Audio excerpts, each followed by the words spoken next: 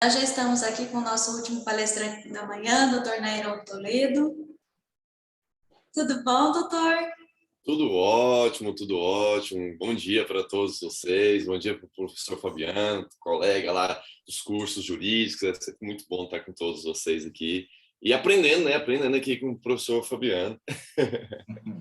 Doutor Nairon Toledo, ele é advogado, diretor jurídico do Procon Goiânia, mestre em Direito Constitucional e Econômico pela Unialfa e professor de Direito do Consumidor, nosso último palestrante, para falar um pouquinho sobre as tutelas coletivas agora em caso de privacidade. Doutor Nairon, o que você compartilha conosco?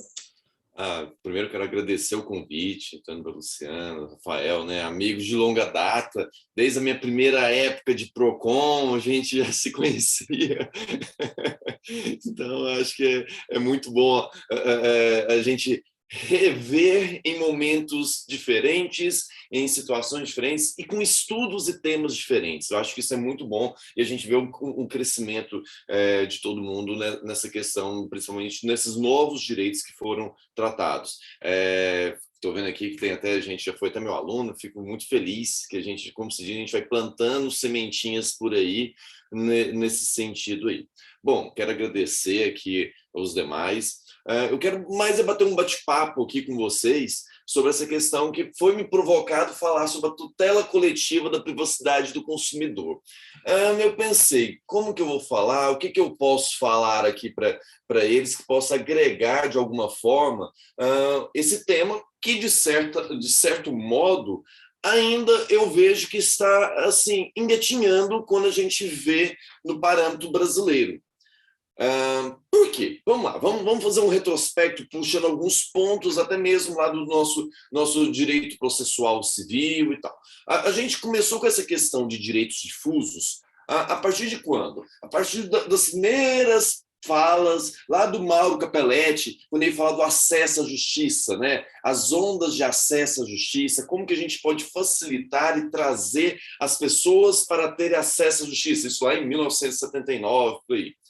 E isso trouxe raízes para o nosso Brasil. Isso trouxe raízes para o nosso sistema, com a nossa professora Ada Pellegrini Grinove, o nosso mestre José Carlos Barbosa Moreira. São pessoas que trouxeram em muito essas informações, trouxeram essas influências estrangeiras, e focaram muito na criação de uma lei muito importante quando a gente vai tutelar esses direitos coletivos, que foi a ação civil pública, a Lei 7447, lá de 85, lá no ano de 1985. Então, isso foi muito importante naquele momento. A gente necessitava de uma legislação que fosse o primeiro passo para isso. E a gente começou a trabalhar nesse sentido e, logicamente, eles que trouxeram? O Código de Defesa do Consumidor, que é a minha área, onde eu tenho um pouquinho mais de facilidade. É o Código de Defesa do Consumidor, que lá nos anos 90, trazido pela força constitucional, lá no nosso artigo 5º, inciso 32, falando que é um direito básico, lá no artigo 170, inciso 5º da Constituição, falando que também faz parte da ordem econômica. Então, a gente sempre trata muito do direito consumidor, o peso do direito consumidor, quando as pessoas vêm falar, eu sempre escuto isso até dentro do PROCON. Mas é livre concorrência, a livre iniciativa, eu concordo, nós temos que analisar, nós temos que proteger a livre concorrência, a livre iniciativa, e a proteção ao trabalho, como a gente tem aqui, mas nós temos que lembrar também que na mesma esfera, no mesmo patamar de importância, nós temos a defesa, o direito do consumidor. Então, quando você começa a pautar isso, você começa a ver a força que essas normas de defesa do consumidor têm. E aí, quando você pega, por exemplo, o Código de Defesa do Consumidor, em alguns artigos, você fala da prevenção e reparação de danos coletivos e difusos, ele já vai levantando a bola para essa proteção. Ele acesso a órgãos administrativos com a vista à prevenção e reparação de danos coletivos e difusos e garantia de defesa de interesses difusos dos consumidores. Juiz pode ser exercido tanto individualmente quanto a coletivo. Então, por 3 pontos, lá no artigo 6º, inciso 6º, artigo 6º, inciso 7º e o artigo 81 do Código de Defesa do Consumidor, você já vê que eles deixaram, como se diz, bombas relógios. Olha, aqui pode ser que a gente não consiga detonar elas, mas mais à frente nós vamos conseguir, nós vamos poder exercer esse direito. E aí a gente vai lembrando, e assim, a minha intenção não é aprofundar na questão do que são os direitos difusos, coletivos aqui, porque a gente tem outros pontos para rebater, mas só para não ficar uma coisa muito aérea, a gente tem uma classificação que o próprio Código estabelece, lá no seu artigo 81, que trata em direitos difusos, direitos coletivos e direitos individuais homogêneos. Como que essa divisão ela é feita, como que ela é tratada? A gente tem os direitos difusos, que a gente pega porque é uma indivisibilidade dessa tutela. A gente tem titulares, nós temos nesses casos, os consumidores são vinculados por uma situação fática, alguma coisa, algum fato que vincula eles, mas não há uma vinculação jurídica. Um exemplo que a gente tem, por exemplo, se a gente tiver uma publicidade enganosa, então que a publicidade foi direcionada para consumidores de Goiânia. Então, ali nós temos essa situação que vincula esses consumidores.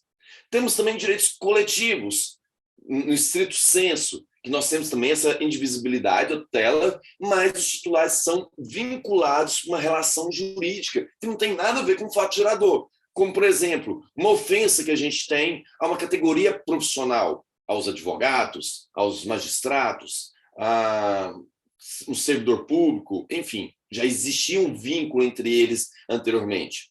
E também nós temos os direitos individuais homogêneos, que na doutrina uma divergência, fala que eles não são coletivos, que na verdade eles são individuais, mas a gente tenta unir eles tudo junto só para poder ver se facilita o processo caminhar melhor, para facilitar a defesa. Enfim, por que é importante a gente ter essa diferenciação? Porque o nosso sistema ele adotou algumas peculiaridades, possibilidade de inserção de litisconsórcio, questão de efeitos caso tenha uma sentença procedente ou improcedente. Então, isso tudo já está lá regulamentado lá no nosso Código de Defesa do Consumidor, que, como a gente disse, aproveitar o Código de Defesa do Consumidor e vamos incluir essa parte da tutela dos direitos coletivos aqui. Foi um momento importante. Nós temos na nossa história recente até a pretensão, a Ada Pellegrini tentou, de um código de processo, processo civil coletivo, para a gente tratar sobre essas demandas de coletivos, só que não foi para frente, não vingou. Então, nós, os brasileiros, ainda temos uma certa dificuldade de tratar de alguns processos. Não dá para comparar muito com o que é. Por exemplo, Estados Unidos, que a gente vê aqueles seriados, tipo um Suits da vida, que acontece alguma coisa, já chega, não, vamos fazer um acordo com a categoria toda, e a gente vai... É diferente. Infelizmente, a gente tem uma diferença, a gente não consegue ter muito isso aqui. E aí a gente vai tratando também, já vai puxando mais para o que a gente trata, quando a gente pega lá no Marco Civil da Internet, lá no seu artigo 30, ele também ressalta que a defesa dos interesses, dos direitos estabelecidos nessa lei poderá ser exercida em juízo individual ou coletivamente. Então a gente já vai pincelando mais situações. E aí a gente chega aonde? A gente chega na Lei Geral de Proteção de Dados. Quando a gente chega na Lei Geral de Proteção de Dados, nós temos lá no seu artigo 18, que fala, o titular dos dados pessoais tem direito de peticionar em relação aos seus dados contra o controlador, perante a autoridade nacional. E aí vem no seu parágrafo primeiro, né? E aí vem no parágrafo 8º. O direito que se refere ao parágrafo 1º desse artigo também poderá ser exercido perante organismos de defesa do consumidor. Por que eu fiz essa leitura dos organismos de defesa do consumidor? Porque esses organismos de defesa do consumidor são os órgãos que podem atuar nessa tutela coletiva. Nós temos essa questão dos órgãos que vão poder atuar na tutela coletiva, que aí, aliás, temos lá no Código de Defesa do Consumidor, no artigo 105, que ele fala quem que é o Sistema Nacional de Defesa do Consumidor, que são todos os órgãos federais, estaduais, federal, municipais, e entidades privadas, então uma ONG, uma associação, que tenha a função de defender o consumidor. Quando eu faço um apanhado geral disso, eu quero dizer que PROCON pode questionar alguma situação quando a gente tratar sobre direito sobre a privacidade? Pode. O PROCON pode atuar nisso, pode, mas a autoridade nacional, Nairon, a autoridade nacional, ela que tem que tratar. A gente viu lá que tem um artigo específico, que o artigo 55K vem dizer que, olha, a aplicação das sanções previstas compete exclusivamente à ANP, né, a autoridade. Só que aí, quando você olha no artigo 52, parágrafo 2º, ele trata o quê? O disposto nesse artigo não substitui a aplicação das sanções administrativas, civis ou penais definidas no Código de Defesa do Consumidor ou em legislação específica. O que eu quero fazer a reflexão inicial. Quando a gente está analisando essa situação, um órgão de defesa do consumidor, ele pode atuar pegando as bases do direito da LGPD? Pode. Sobre essas violações, pode. O que ele não vai atuar é utilizando o sistema punitivo da LGPD. Ele vai utilizar o sistema punitivo que o Código de Defesa do Consumidor estabelece. Então, essa que foi uma grande sacada, que foi questionado muito, porque antes mesmo de entrar o sistema punitivo da LGPD, já tinha PROCON atuando. E aí o pessoal, pelo amor de Deus, como que o PROCON está atuando? Realmente, mas por conta do Código de Defesa do Consumidor.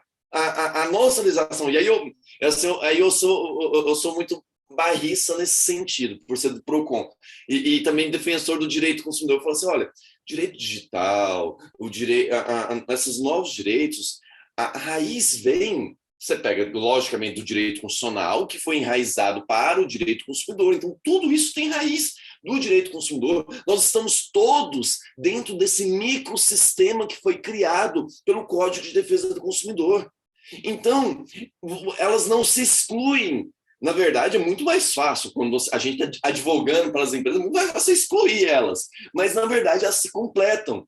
E aí a gente já tem um sistema que é o nosso microsistema de defesa do consumidor, que já foi tratado, que é muito à frente, que se você for parar para pensar, a gente tem essa síndrome de vira-lata, né? Que tudo que do Brasil não presta, que negócio, mas nosso Código de Defesa do Consumidor foi um código muito à frente ao seu tempo, e hoje ele é a inspiração para vários países, tanto do leste europeu, da Ásia, da África, da América do Sul.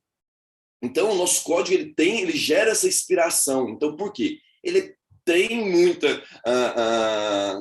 ele foi muito bem construído, muito bem estudado, e recentemente passou por uma atualização agora, que foi a atualização mais relevante com ele, falando sobre o superendividamento, que com certeza nós vamos ter alguns pontos de encontro aí mais à frente com a questão da Lei Geral de Proteção de Dados. Então, assim, tá. Fazendo esse apanhado geral, você visualizando que um não exclui o outro, aí a gente já começa a tratar. Com quem que é, então, esse sistema nacional? Então, o sistema nacional, nós temos, dentro do Ministério da Justiça, nós temos a Secretaria Nacional de Defesa do Consumidor, a SENACOM, que é como para vocês facilitarem, para visualizar, que aí também tem um Departamento de Defesa do Consumidor, mas facilitar, essa SENACOM seria como se fosse um PROCON federal, para poder visualizar. E nós temos os PROCONs estaduais e os municipais, sempre vinculados aos órgãos executivos, né, apesar que em alguns estados nós temos o Poder Legislativo também criando seus PROCONs legislativos para favorecer. Essas pessoas, elas podem atuar também nessa proteção? Podem. Por quê? Você visualiza, e a gente que atua nessa área, você visualiza que tudo acaba caindo, principalmente nós temos as relações trabalhistas, logicamente, que também caem muito, mas tudo você vê que cai em colo do direito do consumidor.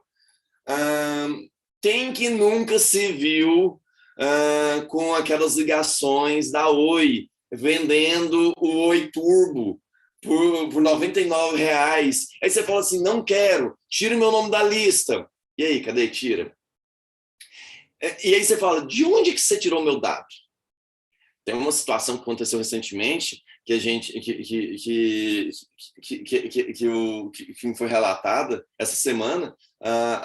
Uma tia minha aposentou, né? Nossa, se aposentou e tal, conseguiu aposentadoria, uma ação judicial, e a partir do momento que ela estava esperando o INSS validar a aposentadoria dela.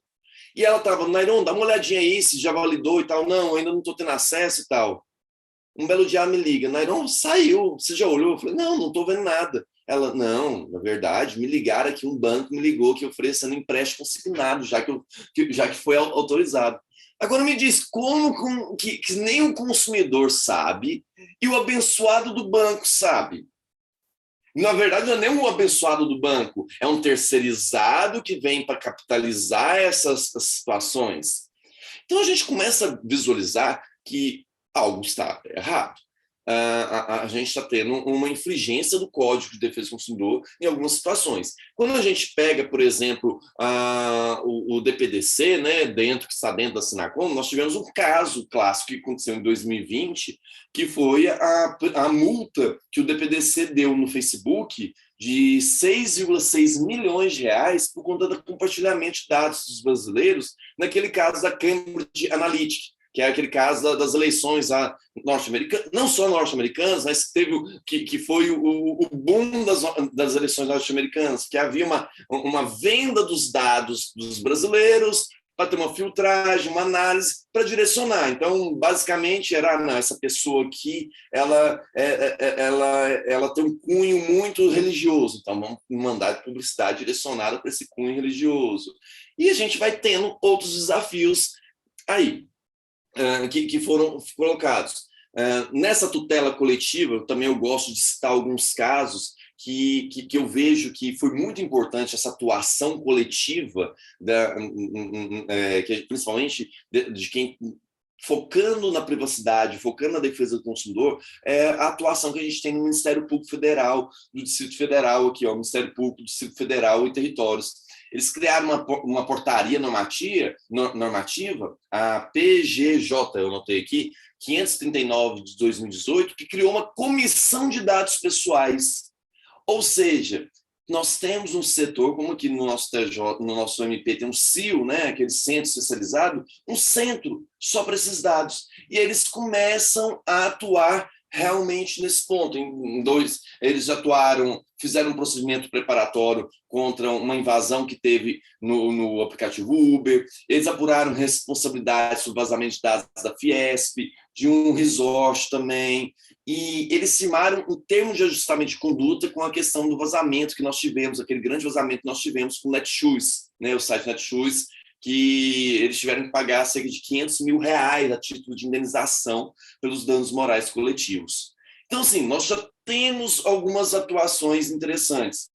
Quando a gente traz para os PROCONs, eu procurei como é que estavam os colegas PROCONs, né? Como que a gente estava fazendo. Eu ressalto para não brigarem comigo, eu estou no PROCON, voltei para o PROCON agora no final de outubro, então a gente está ainda estudando, trabalhando. Então, você fala, não fez nada? Não, porque ainda está trabalhando, calma, estou organizando a casa.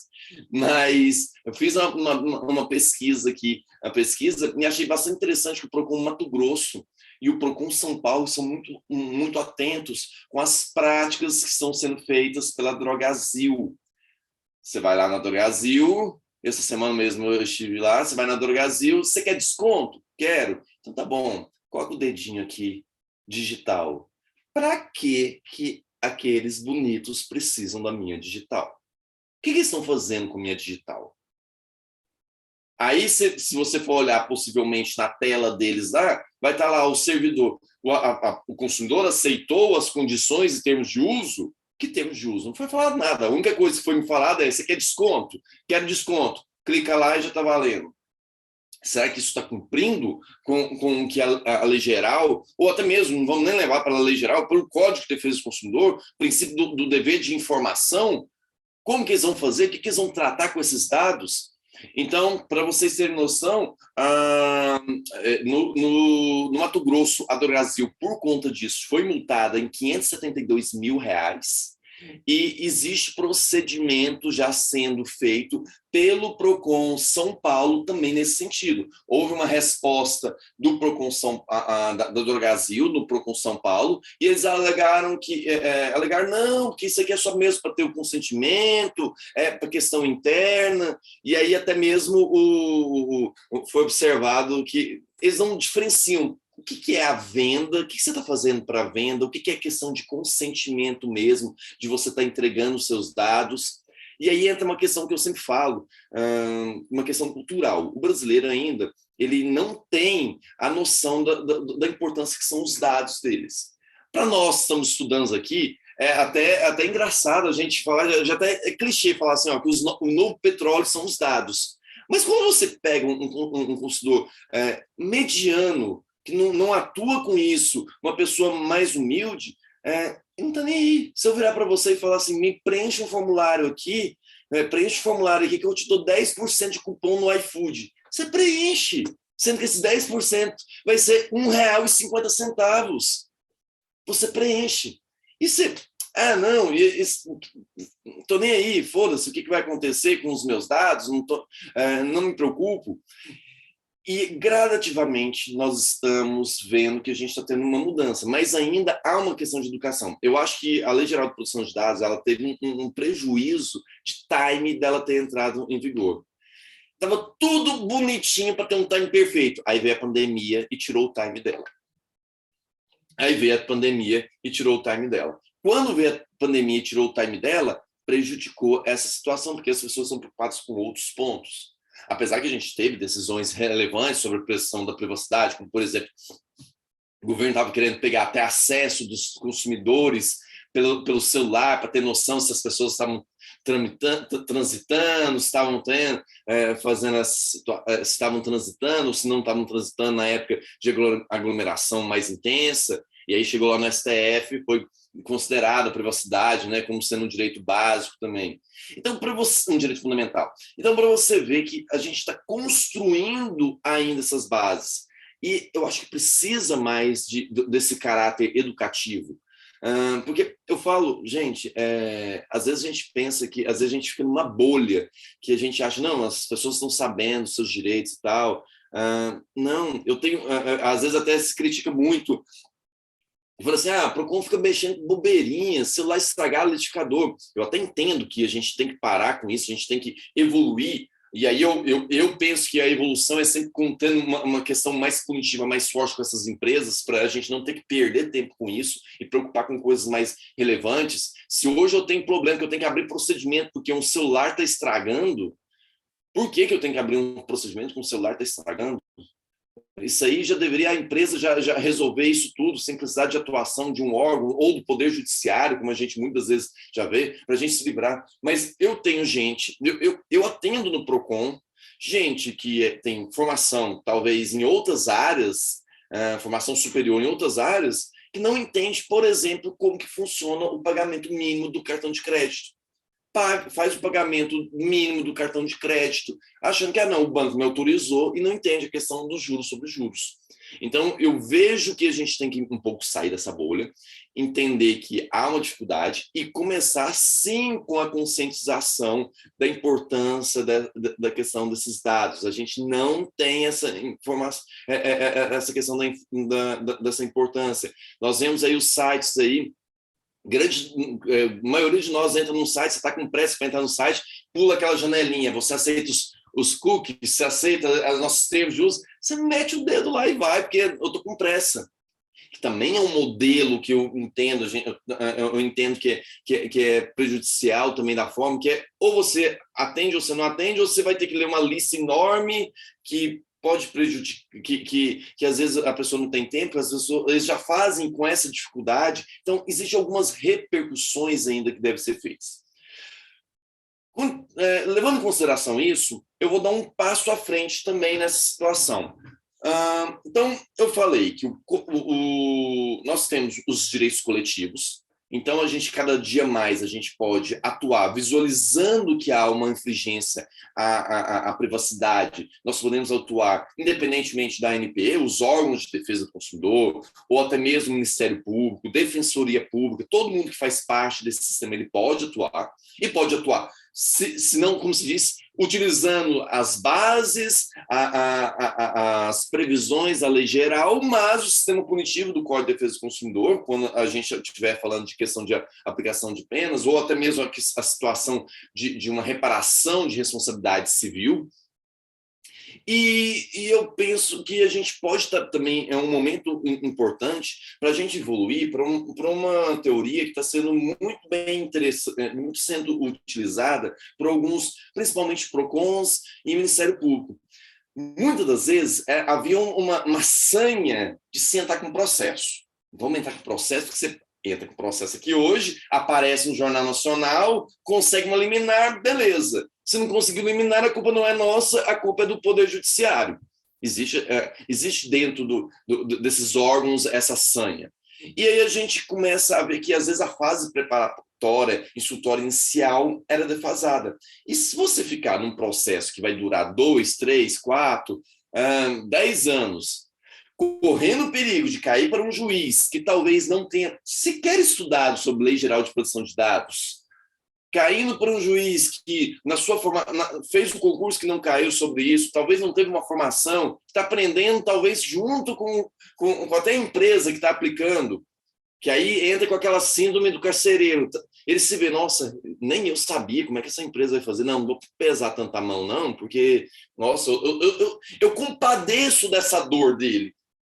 Então, a gente começa a visualizar que talvez na fase administrativa seria muito mais interessante, tanto o Ministério Público e PROCONs, atuarem de forma de criar termos de ajustamento de conduta, formas para a gente talvez tentar melhorar o raciocínio, formas para a gente tentar melhorar e de forma mais rápida, mais efetiva. Um exemplo, se eu vejo um grande vazamento e tal, você vê que realmente teve um vazamento agora, recentemente, acho que foi do Pix, né, pelo Banco Central. O PROCON, o São Paulo já notificou o Banco Central para apresentar informações. Apresente informações, apresente detalhes. A depender da situação, você já cria um termo de ajustamento de conduta para quê? Estabelecer caminhos para ver como que vai ser a reparação, como que a gente vai fazer, quais são as medidas. E se forem descumpridas, logicamente, você aplica uma multa. Ou ali mesmo você já vai aplicar uma multa, que não seria uma multa como se fosse uma multa depois de um processo instruído, ou até mesmo dentro, uma penalização dentro de uma ação civil pública, mas que para a empresa, olha, nós vamos te dar esse voto de confiança para a gente acompanhar nisso. Então, eu sou, assim, na minha formação de PROCON, eu sempre tive muito medo de ter um ajustamento de conduta, porque eu sempre vi com muitos maus olhos, porque da forma, principalmente quando você está influenciando, abrir mão de receita.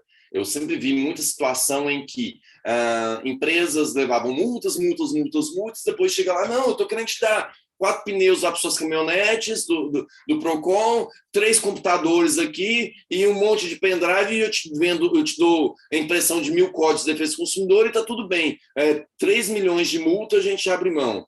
Eu estou incentivando a prática infrativa. Então, eu acho que esse tipo de multa, esse tipo de termo de ajustamento de conduta, eu não sou tão a favor. Sou o preparatório. Verifiquei o ato. Se eu tiver que instruir um processo desse, ele vai instruir por 2, 3 meses, podendo correr o perigo de ainda ter uma anulatória por algum erro, algum equívoco processual, e não resolve o problema do consumidor. Então, eu acho que é muito mais importante você faz um termo de ajustamento de conduta, tenta estabelecer lá com o DPO, tenta estabelecer lá com a própria empresa em si, em geral, o que eles estão fazendo, uma indenização da tutela coletiva, infelizmente não vai para os consumidores, né, nesse tipo de tutela, mas pelo menos para o fundo que vai tratar sobre isso, seja o Fundo de Defesa do Consumidor, seja para outro fundo, ou a destinação para uma outra instituição, mas que eu acho que seja muito mais rápido, muito mais efetiva.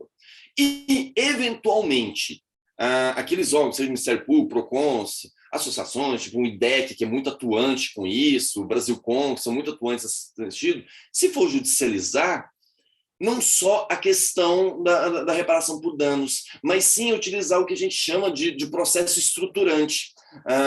Processo estruturante, muitas vezes a gente não é um tema que está pegando força nos últimos anos a ser debatido no Brasil, mas o que é o processo estruturante? O processo estruturante, a gente tinha sempre aquela questão que eu sou o autor, tem o réu, eu sou o autor metendo porrada, o réu tentando se defender, e o juiz sublime, analisando quem tem razão, decido, entreguei minha prestação, você tenta cumprir, se não conseguir cumprir, eu vou tentar fazer alguma forma de cumprir, de fazer uma medida coercitiva para fazer o cumprimento de sentença e pronto, acabou. Não. O estruturante, o processo estruturante, é como se a gente chamasse todo mundo, vamos sentar e resolver o problema. O juiz senta junto com as partes, vamos fazer uma sentença aqui para estabelecer mecanismos para a gente solucionar esse problema, para ele não acontecer nunca mais. A sentença ela não se finda com a minha caneta. A minha sentença ela vai ter, nós vamos revisar ela daqui a um tempo. Um exemplo que a gente pode trazer de que foi uma decisão em um processo estruturante, e uma decisão estruturante foi o que aconteceu em Brumadinho. Com Brumadinho, quando aconteceu aquele grande caos que a gente teve lá, o que aconteceu? O juiz, quando teve ação no Ministério Público Federal, não tratou só de pegar uma indenização, porque é muito simples eu virar e falar que tem que pagar uma indenização, seja para o fulaninho, ciclaninho, eu obrigo a pagar para 100 mil, 200 mil para cada família, e pronto. E aí? Acabou. Aí paga uma multa para o PROCON, 100 mil para o PROCON. E aí? O que resolve?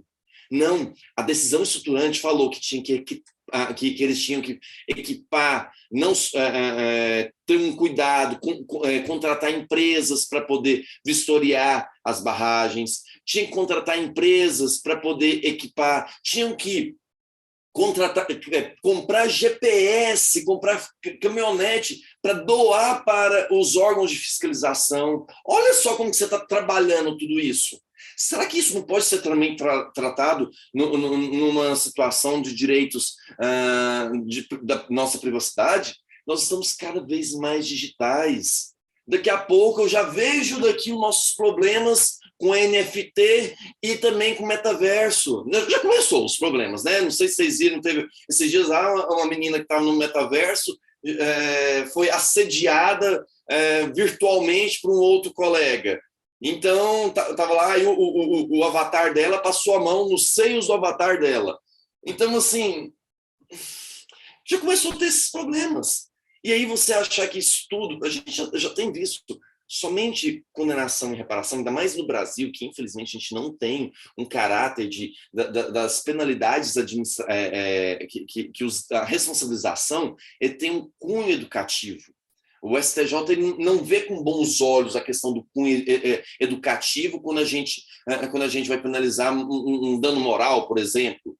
Então, o que acontece? É reparação. Reparou, então, eu não vou fazer um cunho educativo de, olha, se você continuar com isso, vai ter que aumentar, eu vou aumentar, porque aí sempre tem a tese do enriquecimento ilícito ou do mero aborrecimento.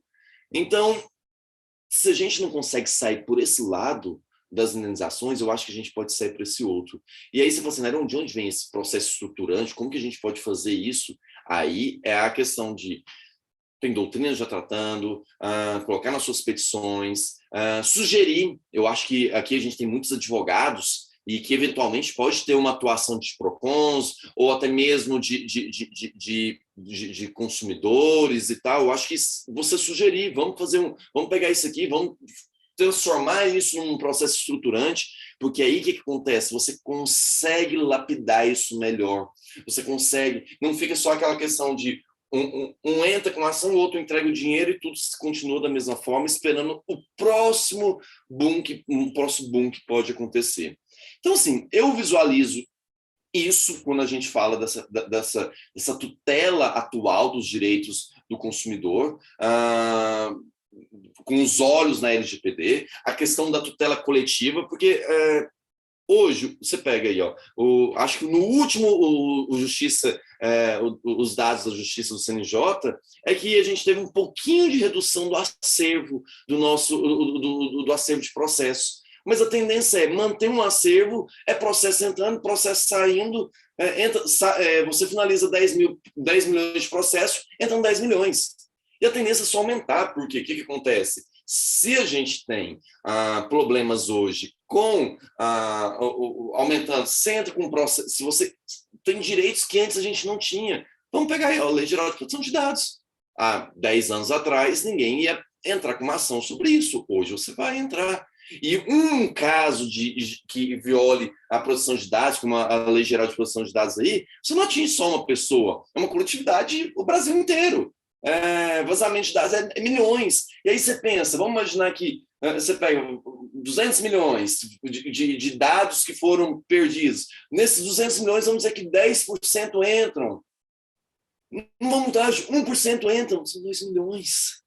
2 milhões isso para o Poder Judiciário é muito. Você já vai estar atravancando e aí você não tem essa resposta. E aí é uma roda que vai demorar a girar. Então, eu acho que a gente tem que ter inteligência, tanto os órgãos de defesa do consumidor tem que ter inteligência para poder fazer, para não ficar somente no varejo, às vezes você pegar no atacado, você pegar e provocar isso administrativamente como uma forma de solução. E eu acho que esse é o caminho que a gente tem que construir. Mas tem um caminho que se constrói com conhecimento. Não adianta, vocês estão aqui estudando, tentando pegar um pouco de cada área, de cada visão, de cada pessoas. Mas, eu falo, hoje você pega, por exemplo, nas faculdades, não tem o tratamento sobre lei geral de proteção de dados. Você pega a prova da própria prova da OAB, não cai. Eu até brinco que eu morro de medo, eu sou professor de Direito do Consumidor em cursinho, eu morro de medo de alguém, de um infeliz inventar de incluir lei geral de proteção de dados dentro do direito do consumidor. Porque tem a raiz. Tem a raiz. E se quiser, pode. Eu tenho 2 questões para tratar de direito do consumidor e ainda lei geral. Lei geral de proteção de dados, você vai dar um curso de 1 ano.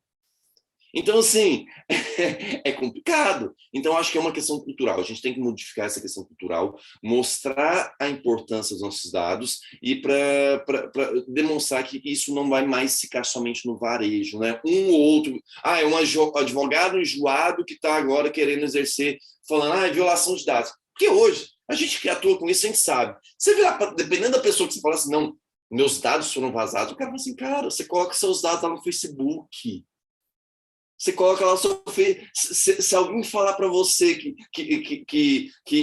tem que doar que o Facebook vai doar 1 centavo para a criança lá na África, e você tem que colocar os seus dados pessoais no seu perfil, você coloca. Por que você está brigando com isso? Então, assim, ainda existe essa resistência. Então, a gente precisa demonstrar isso, e eu acho que isso nós estamos começando, e esse evento é sim um multiplicador de pessoas para a gente mostrar essas grandes nuances, tá bom?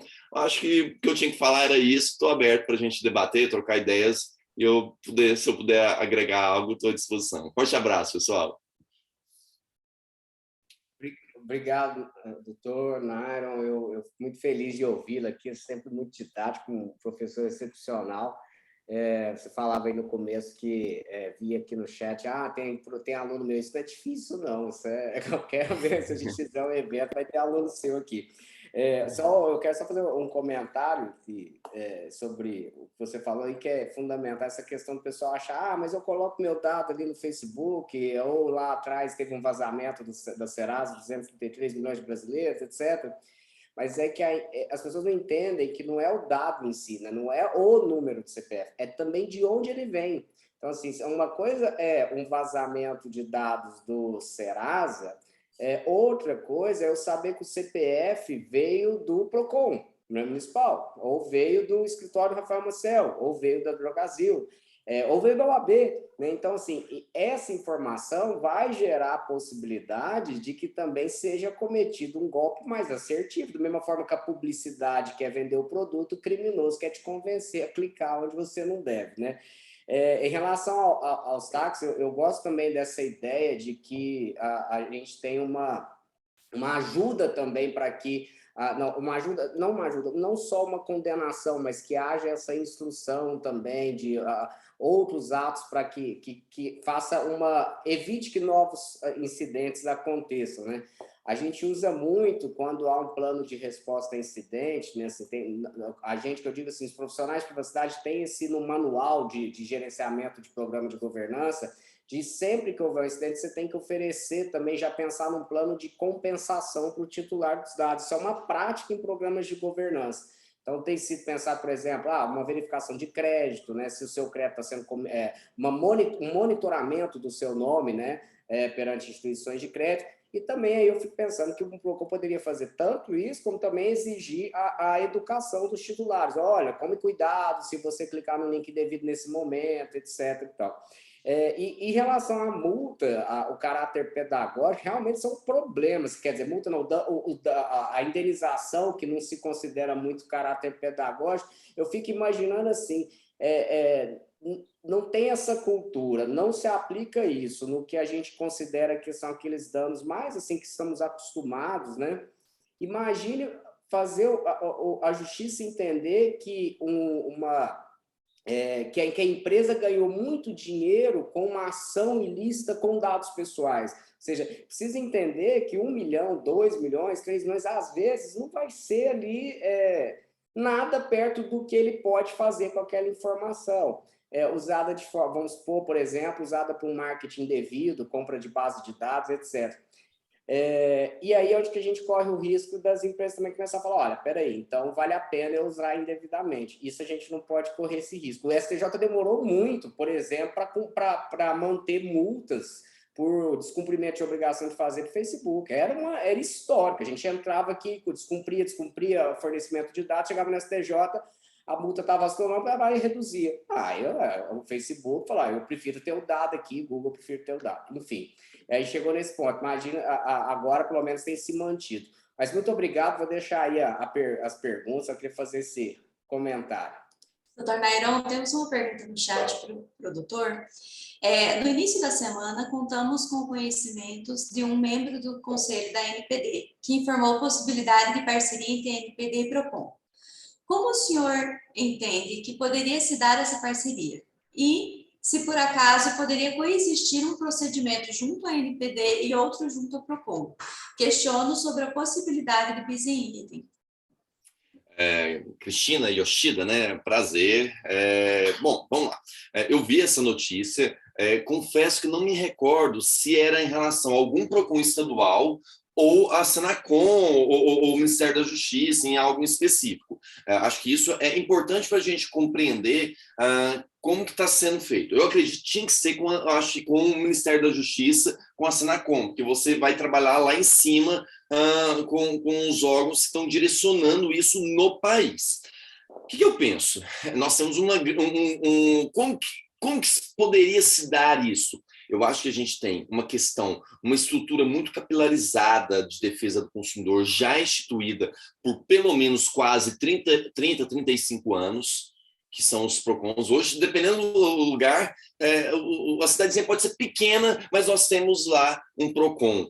Às vezes o PROCON é o diretor-geral e um atendente, mas é PROCON. E está lá atendendo e tentando fazer com a proteção. Então, eu acredito que é uma questão de utilizar essa capilarização, tanto na conscientização quanto na efetividade. Por exemplo, se você tiver hoje um problema imediato de vazamento de dados, ou você vai recorrer à justiça, ou para você ir para a autoridade nacional, eu vejo que é um caminho muito longo, ou até mesmo desconhecido, porque ela foi criada agora. A gente não sabe ainda como que ela vai proceder, quanto tempo demora, como que eu peticiono.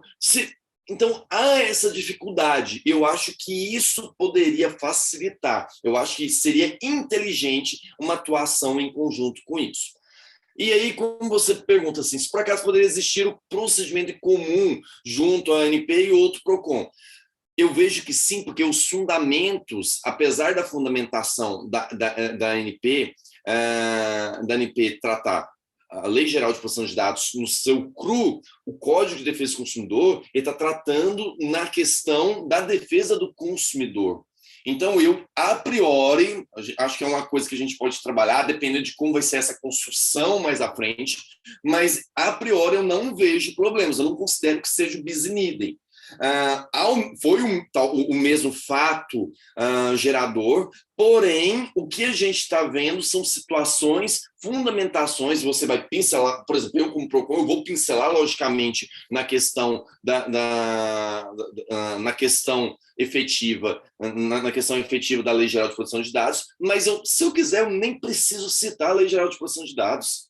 Se eu quiser, eu cito o direito à informação, proteção e defesa do consumidor, e principalmente, porque o Código de Defesa do Consumidor é um código principiológico. Eu não preciso ter nada escrito lá para poder virar que eu falar que eu estou defendendo. Eu tenho direitos básicos dos consumidores que foram violados, e com isso, artigo 6º do Código de Defesa do Consumidor, eu consigo encaixar tudo se eu quiser. Então, eu vejo que tem essa questão. O que me preocupa mais nisso, e que está sendo já tratado, já sendo discutido numa atualização que teve no decreto 21.81/97, que é o decreto que regulamenta os PROCONs, é na questão de PROCONs estarem atuando a mesma coisa. Por exemplo, vou te dar o exemplo que aconteceu hoje. Acabou de chegar a informação essa semana que a Amazon estava distribuindo uns cupons que, a priori, não eram cumuláveis, só que o sistema disse que estavam sendo cumuláveis. O Procon São Paulo já notificou eles. Se eventualmente o Procon São Paulo notificou eles e aplicar uma multa, vai lá, aplica uma multa de 11 milhões neles, depois chega um caso desse aqui para mim, ou eu mesmo, por iniciativa própria, do próprio presidente, abrir um procedimento, e aí? Aí, o mesmo fato gerador, mesma legislação, eu já vejo algumas dificuldades, principalmente porque a gente não está tratando do consumidor em específico. Então, assim, quando a gente está mexendo com tutelas coletivas, aí a gente tem que tomar cuidado com são esses órgãos da mesma fundamentação, usando a mesma fundamentação, a mesma espécie. Só que aqui a gente tem, já na questão da autoridade, eu já vejo uma diferenciação um pouco. Porque se você for levar em consideração, a gente vai ter outros vieses tratados. Por exemplo, dentro do Código de Defesa do Consumidor, se a gente vê uma violação, por exemplo, ao meio ambiente, a gente pode aplicar também uma multa? Pode, porque mesmo que tenha um IBAN, mesmo que tenha outra situação, a gente também pode aplicar, porque isso faz parte, o meio ambiente sustentável também é um dos princípios básicos do Código de Defesa do Consumidor. Então, eu vejo que há possibilidade. Depende da sagacidade, talvez, da fundamentação de como vai ser esse procedimento. É um posicionamento, não sei se é um posicionamento tanto quanto vinculado ou bairrista por eu estar dentro do PROCON, mas eu acho que nesse primeiro momento, eu acho que a gente tem que se preocupar com isso, talvez até mesmo para essa questão da capilaridade, porque se você for jogar tudo para a autoridade nacional, que foi construída recentemente, se você jogar tudo para ela, que ela foi ela não vai dar conta, ela não dá conta. E, às vezes, a resposta que se quer, ainda mais quando a gente trata de dados, é uma resposta imediata, rápida. Se você demorar muito, não dá. E por isso que essas empresas têm que tomar cuidado, porque, nessa questão de tratamento, você vai estar gerando um problema com a ANP e também com o PROCON. Então, acho que é importante. E aí, só para ressaltar, para você ver como que a gente tem alguns dilemas diários, né, que fogem um pouquinho disso. Esses dias, Rafael e Luciano, eu pedi informação para uma empresa, pedi informação para me apresentar notas fiscais, porque eu queria ver dentro da cadeia de produção se estava vendo um aumento do preço indevido. A gente fiscalizar, mandar para o setor de cálculo. Olha o que a empresa me responde. Não posso, Lei Geral de Proteção de Dados. Não posso. Aí eu comecei aí, né? Estou fazendo a decisão. É claro que eu entendo o lado da empresa, tudo, é preocupado ali, talvez muito por uma preocupação de cometer um outro ilícito, né? Mas, na verdade, a LGPD tem servido também de desculpa para muita coisa, viu? Enquanto não tem nenhum fundamento, usa a LGPD. Agora é LGPD que não pode. Daqui a pouco é só um aniversário para ir, eu não posso ser que tem a LGPD me proíbe. Não, e assim, e até engraçado, porque assim, a gente notificou várias empresas, e todas as empresas apresentaram as notas, a gente verificou que não tinha erro. Essa foi a única que não apresentou. Se ela não apresentou, eu vou aplicar uma multa dela. E aí, a multa, por ser uma grande empresa, vai lá uns 100 mil reais. Aí, para você ver, por falta talvez de uma gestão, porque você quer me entregar? Então, você está preocupado com esses dados? Vai lá, anonimiza. Você está preocupado com o CNPJ da empresa? E outra coisa, nós estamos ali no processo de investigação. A lei geral, há uma discussão lá que seria investigações e crimes, né, de crimes penais, infrações penais, mas a gente faz uma interpretação que é investigação. A investigação pode ser administrativa. Existe até um texto muito bom sobre isso, que trata sobre isso. Então, não vejo essa questão, e até mesmo se um eventual vazamento, quem vai ter que se preocupar vai ser o PROCON, se o PROCON vazou essas informações. Então, para você ver como que são essas questões, a gente tem que tomar cuidado, mas eu acho que a cada dia mais a gente tem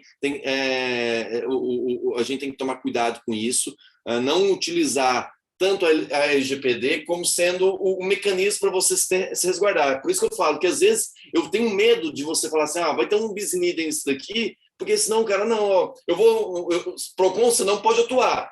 Autoridade Nacional, a Autoridade Nacional não tem servidor, a gente, porque esses dias eles estavam fazendo chamamento para convocar servidor de outros órgãos para trabalhar com eles, não tem servidor, estão aprendendo ainda a fazer, como é que faz? Aí você quer uma resposta rápida e aí você fica engessado. Então, eu penso nesse sentido, tá bom? Nairon, foi muito bom contar com a sua participação. A sua fala conseguiu ilustrar muito das preocupações que nós elencamos no decorrer dessa semana, e acho que foi extremamente rico e proveitoso para todos nós. É sempre bom poder contar com o doutor, a gente já teve outras parcerias anteriores, renovamos agora, colocamos a nossa equipe, o pessoal que à disposição também para eventual dúvida, qualquer outra coisa que a gente possa ser útil a vocês, e tem é só agradecimento mesmo. Eu fico muito feliz de compartilhar, é sempre bom estar trocando ideias com vocês e com tantas pessoas qualificadas e que querem estudar, né? Como professor, a gente tem essa questão. É muito bom falar com um público que quer aprender e quer debater. Igual eu falo, não que você não precisa concordar com tudo que eu falo, mas debater é aqui que a gente cresce, é aqui que a gente vai evoluindo. E eu me coloco à disposição, tanto você, tanto o Rafael, e eventualmente quem não for meu seguidor aí, lá nas redes sociais também, pode seguir lá, @nairon.toledo. É o maior prazer trocar ideias com vocês e a gente vai discutindo, vamos tentando contribuir para a gente ter uma evolução nesse sentido da nossa proteção de dados, né, no nosso Brasil. Agora eu vou me direcionar a cada um de vocês, que foi nosso público fiel nesses 5 dias de discussão sobre privacidade e proteção de dados. Foi muito prazeroso receber o comentário de cada um de vocês, feedback, ter as participações. Quero fazer um agradecimento especial à doutora Ana Flávia Crupinel e ao Agnel Jared, que foram grandes parceiros meu e do Rafael na idealização dessa semana, trabalharam conosco incansavelmente para que as coisas viessem a dar certo. E eu quero sempre parabenizar e enaltecer o trabalho, por mais suspeita que eu seja, do Rafael Maciel, porque é muito bom contar com alguém que conta sempre com inovação, que nos fomenta a ser melhores a cada dia. É ótimo. Boa noite, bom dia a todos. Eu já estou dando boa noite nos outros dias, né? Um abraço. Já estou na alma dando boa noite. Bom dia a todos vocês. Vamos comemorar esse Dia da Proteção de Dados. E também é aniversário de uma pessoinha aí, né? Que eu fiquei sabendo, né? Sim! Parabéns, Lu. Esse dado vazou aí, não sei. Vazou, olha só, fiquei sabendo. Internacional da Privacidade eu escolhi, ó. Um abraço a todos, mais uma vez reforço o agradecimento e vamos sempre voltar com esses temas. A gente quer cada vez mais a gente discutir mais o assunto, que é igual o professor Nairon falou, a gente tem que estar discutindo, né? São temas muito novos, se a gente não nos unirmos para discutir, a gente acaba ficando aí perdido e se sentindo sozinho. E é tão bom a gente poder contar com amigos, pessoas que estão sempre se capacitando, estudando, atualizadas. Mais uma vez agradeço a todos também. Só lembrando que a todos os que fizeram check-in, né, no evento vão receber nos próximos dias o certificado, tá? Então, calma, que até na próxima semana deve chegar aí nos e-mails de cada um. Se não chegar no e-mail, é só ir lá na conta do Simpla também, que vai estar lá, que basta acessar e fazer o download do certificado. Grande abraço a todos e tenham um excelente dia.